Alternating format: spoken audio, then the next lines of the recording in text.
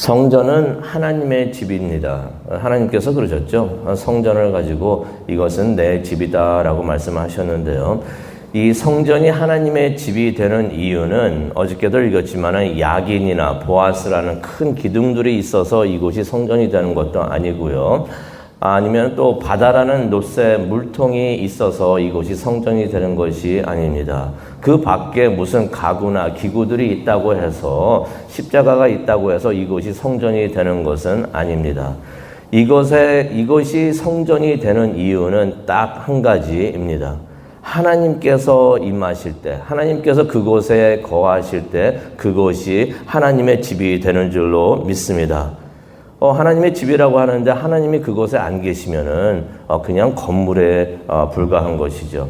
오늘 말씀은 솔로몬이 지은 성전이 하나님의 집이 되는 바로 그 이야기가 되겠습니다. 마침내 이제 성전 건축이 마무리되었는데요. 이제 이스라엘이 그 성전을 하나님께 봉헌할 준비가 되었습니다.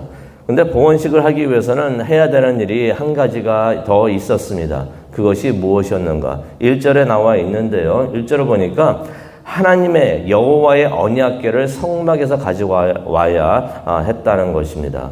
성전에 그것을 가지고 들어와야 됐다는 것이에요. 생각을 해봅니다. 다른 거 다 채워 넣었는데 언약궤를 왜 가지고 와야 되는가? 그 언약궤는 9절에 보니까요. 무엇이 들었기 때문에 그런가 보니까 그 언약궤 안에는 돌판 2개 외에는 아무것도 없었다라고 말씀이 기록이 되어 있습니다. 그저 그냥 돌판 2개가 들어간 게 언약궤였던 것이에요. 근데 그 언약궤를 왜 가지고 성전에 들고 와야 했는가? 그 돌판들이 왜 중요했는가? 9절에 설명을 해주고 있죠. 그 돌판이 그냥 돌판이 아니라 무척이나 의미가 있고 중요했던 돌판이었는데요. 그 돌판들이 무엇이었는가? 9절에 보니까 이스라엘 자손들이 애굽 땅에서 나올 때 여호와께서 그들과 언약을 맺으신 곳 호렙에서 모세가 넣어둔 것들이다라고서 말씀을 하십니다. 그러면 이 돌판이 어떤 돌판이 되나요? 이 돌판. 여기서 말하고 있는 호렙산은 또 다른 산으로도 많이 알려져 있는데요.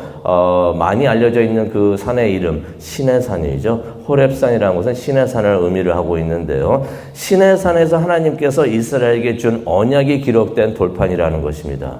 이 돌판이 무엇일까요? 그 유명한 십계명이 된다는 것입니다. 그 십계명이 기록이 된 하나님의 말씀, 언약, 축복이 기록이 된 그 말씀이 기록이 된 돌판이 바로 그 언약궤 안에 들어가 있었다는 것입니다.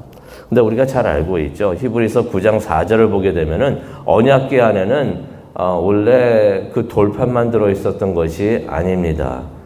만나를 담았던 출애굽을 하면서 만나를 먹었는데 그 만나를 담았던 항아리도 그곳에 들어있어야 되고요. 또 아론의 싹난 지팡이가 그 돌판들과 함께 언약궤 안에 들어가 있는 것을 우리가 히브리서 9장 4절을 통해서 보는데 오늘 이 말씀을 보니까 그것들이 없었다는 것입니다. 돌판들만 있었다는 것입니다.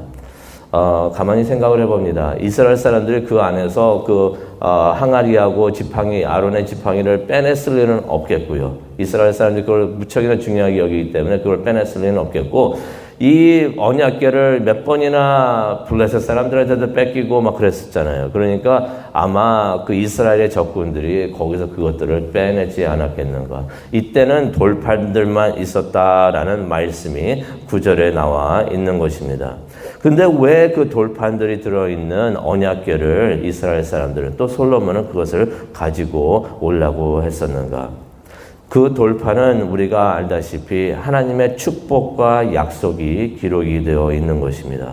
그러니 언약궤는 어떠한 의미가 있습니까? 하나님의 말씀, 하나님의 축복, 하나님의 약속이 약속의 상징이 된다는 것입니다.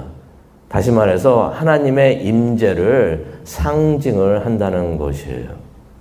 우리가 십자가를 좋아하고 또 성경을 좋아하고 하는 것이 왜 그렇습니까? 이것이 누가 보기에는 그냥 책일 수도 있겠고 누가 보기에는 그냥 장식품일 수도 있지만은 우리에게는 그것이 하나님이 우리와 함께 하신다는, 임재하신다는 상징이 되기 때문에 우리에게는 그것들이 참 중요한 것입니다. 이스라엘 사람들에게도 언약궤가 하나님이 임재하신다, 하나님이 나와 함께 하신다, 우리와 함께 하신다 하는 것을 상징을 하는 그런 것들이었기 때문에 무척이나 중요했던 것이에요. 그래서 이스라엘 사람들이 그러죠. 출애굽을 하는 그 광야에서도 가장 소중하게 여기고 보관했던 것이 언약궤였습니다. 왜 그랬습니까? 하나님이 우리와 함께 하신다, 하나님의 임재를 상징하는 것이기 때문에. 그래서 전쟁터에 나가서 싸울 때도 언약궤를 들고 나갔습니다. 하나님이 앞서서 나가서 싸워주시니까 우리가 승리할 것이다 생각을 해가지고 언약궤도 들고 나가서 싸웠던 것입니다. 그러다가 이제 졌을 때 이제 그 언약궤를 빼앗기고 그랬었는데요. 그렇게 메고 나가고 그랬던 것이었는데, 그래서 이스라엘 사람들은 언약궤를 중심으로 하나가 되었던 것이에요. 왜 그랬습니까? 언약궤가 하나님이 임재하신다는 그것을 상징하는 것이기 때문에 그랬던 것입니다. 하나님의 임재를 의미하는 것이기 때문에. 근데 여기서 우리가 중요하게 깨달아야 되는 것은 언약궤는 하나님의 임재를 상징을 한다는 것이에요. 언약궤 자체가 하나님이 아니라는 것입니다. 그래서 우리가 그것을 조심해서 생각을 해야 되는데요. 잘못하면은 이러한 것들이 하나님이라 생각해서 그것이 우상이 될 수도 있습니다. 십자가도 그렇고 성경책도 그렇고 이것이 하나님의 임재를 상징을 한다는 것을 생각하면서 하나님의 임재를 우리가 기다려야 되는데, 이것을 잘못하면은 우상같이 섬길 수가 있어요. 하나님이 아니라 무엇을 하나 물건을 가지고 있다면 그게 하나님이라고 생각해서 그렇게 생각을 하시는 분들도 있는데, 이것은 참 위험한 것입니다. 이것은 하나님의 임재를 상징을 하는 것이 하나님 자체가 아니라는 것이에요. 이스라엘 사람들도 그것을 깨달았어야 되는 건데, 하나님의 임재를 상징을 하는 것이지 이것이 하나님, 언약궤 자체가 하나님은 아니었다는 것이에요. 그런데 이제 제사장들이 그 언약궤를 지성소에 두고서 이제 나옵니다. 그 내용이 이제 10절에 나오는데요. 여기서 축복이 있습니다. 그때 구름이 10절을 보니까 여호와의 성전을 가득히 채웠다라는 말씀이 나옵니다. 여기서 구름이 채웠다. 구름 그 단어에다가 동그라미 치시고 밑줄을 그시길 바랍니다. 성경에서 구름이라고 표현하는 것은 하나님의 임재를 의미를 하는 것입니다. 그래서 40년 동안 광야에서 이스라엘이 그 행진을 하면서 나오고 있었을 때 그 행진하는 그 사람들 앞에서 맨 앞에서 그 행진하는 것을 인도하고 있었던 것이 무엇이었습니까? 구름 기둥이었죠. 하나님의 임재를 말하고 있는 것입니다. 시내산에서 하나님이 임재하실 때 어떻게 임하셨는가? 구름으로 임재하셨다는 것을 우리가 성경을 통해서 봅니다. 또 출애굽기 40장 34절을 보더라도 성막을 구름이 가득 채웠다라는 말씀이 나오는데 어떤 의미가 있습니까? 하나님이 그때 임재하셔가지고 내려오셔가지고 그 성막을 가득 채우셨다는 것입니다. 또 변화산의 이야기를 잘 아시죠? 예수님께서 모세하고 엘리야hu가 함께 있으셨는데 그렇게 있으셨을 때 구름이 갑자기 내려옵니다. 하나님이 임재하셨던 것이에요. 그래서 구름 속에서 하나님의 음성이 들려왔던 것입니다. 그 음성을 베드로가 듣고 있었는데요. 하나님께서는 그렇게 구름으로 임재를 하셨던 것이에요. 그래서 제사장들이 이날 언약궤를 지성소에 옮겨다 놓고 나오는데 구름이 성전을 가득히 채웠다는 것입니다. 언약궤가 채운 게 아니라 구름이 그 성전을 가득히 채웠는데 무엇을 의미합니까? 하나님이 임하셨고 하나님이 그들과 함께 하셨다는 것입니다. 그래서 11절에 이런 말씀이 있죠. 성전이 그 구름으로 말미암아 가득히 채워지니까 제사장들이 능히 서가지고 섬기지를 못했다라는 말씀이 나옵니다. 왜 그랬습니까? 하나님의 영광이 여호와의 성전에 가득했기 때문이다라는 말씀이 나와 있는 것입니다. 하나님의 이름을 위해서 성전을 다 지었는데, 금으로 백향목으로 아름답게 다 지어놨는데, 지어놓으면 뭐합니까? 하나님이 그곳에 안 계시면은 그것이 하나님의 집이 되지 않는 것인데, 이때 하나님께서 구름으로 임하셔가지고 그 성전을 가득 채우셨다 하는 것은 하나님께서 그 성전에 거하기 시작을 하셨다라는 말씀이 나오는 것입니다. 언약궤는 물론이고 성전도 하나님을 담을 수 있는 장소는 되지를 못합니다.